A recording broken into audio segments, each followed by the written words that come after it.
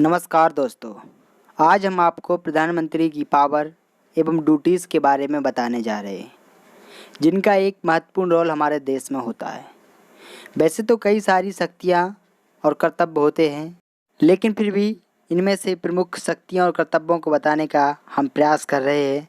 तो चलिए, वीडियो शुरू करने से पहले हमारे अपने चैनल प्लीजिंग नॉलेज को सब्सक्राइब करना नहीं भूलिए। तो चलिए शुरू करते हैं आज का टॉपिक। प्रधानमंत्री को अंग्रेजी में प्राइम मिनिस्टर कहते हैं। प्राइम मिनिस्टर उस केंद्रीय सरकार जो पूरे देश को चलाती है उसका मुखिया होता है और साथ ही साथ देश के प्रथम नागरिक राष्ट्रपति का प्रमुख सलाहकार होता है। इंडिया को वर्ल्ड का सबसे बड़ा लोकतांत्रिक देश माना जाता है। यहाँ पर नागरिकों द्वारा प्रत्यक्ष और अप्रत्यक्ष रूप से चुने गए सांसदों में से कोई एक प्राइम मिनिस्टर की पोस्ट पर बैठता है। संविधान में आर्टिकल 75 के अनुसार देश में एक प्रधानमंत्री होगा जो राष्ट्रपति द्वारा नियुक्त किया जाएगा। दोस्तों, बता दें कि हमारे देश में राष्ट्रपति की वैल्यू प्रधानमंत्री की वैल्यू की अपेक्षा कम होती है, क्योंकि सारी ताकतें प्रधानमंत्री के पास होती है। प्रधानमंत्री गवर्नमेंट का हेड होता है। इस प्रकार से power of the Indian prime ministry इस प्रकार होती हैं: executive power, appointment power, legislative power, military power, foreign policy power, administrative power. तो सबसे पहले बात कर लेते हैं हम एग्जीक्यूटिव पावर की।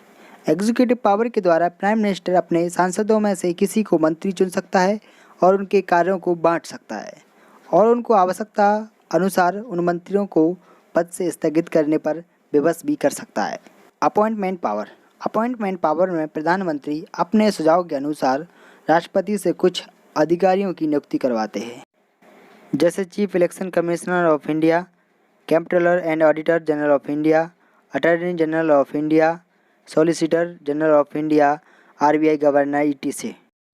लेजिस्लेटिव पावर, इस पावर से प्रधानमंत्री को लोकसभा सत्र बुलाने और स्थगित करने का अधिकार प्राप्त होता है। अतः लोकसभा का सत्र बुलाना और अंत करना प्रधानमंत्री के दोनों हाथों में होता है।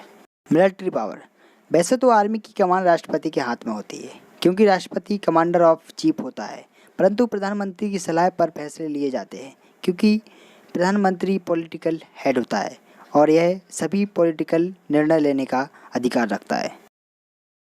फॉरेन पॉलिसी पावर में एक अत्यधिक और अलग पावर होती है, जिसमें international relations and international trading, international agreement and water resource, food resource and NITI Aayog and every council का हेड होते हैं और सभी निर्णय राष्ट्रीय अंतर्राष्ट्रीय निर्णय लेने की क्षमता राष्ट्रपति के पास ना होकर प्रधानमंत्री के पास होती है।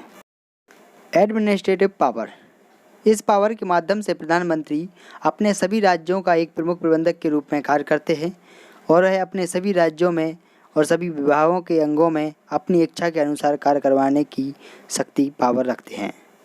और अब बात करते हैं हम importance duties of prime minister, प्रधानमंत्री के कुछ कर्तव्यों की।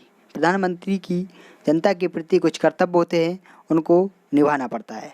उनका कर्तव्य होते हैं कि उनको सबसे पहले अपनी सभी महत्वपूर्ण पॉलिसियों को जनता को बताना पड़ता है, उनको अनाउंस करना पड़ता है, जैसे स्वच्छ Bharat, GST, digital India, Ujjwala योजना इत्यादि की सभी योजनाओं को विस्तार रूप से अनाउंस करना होता है।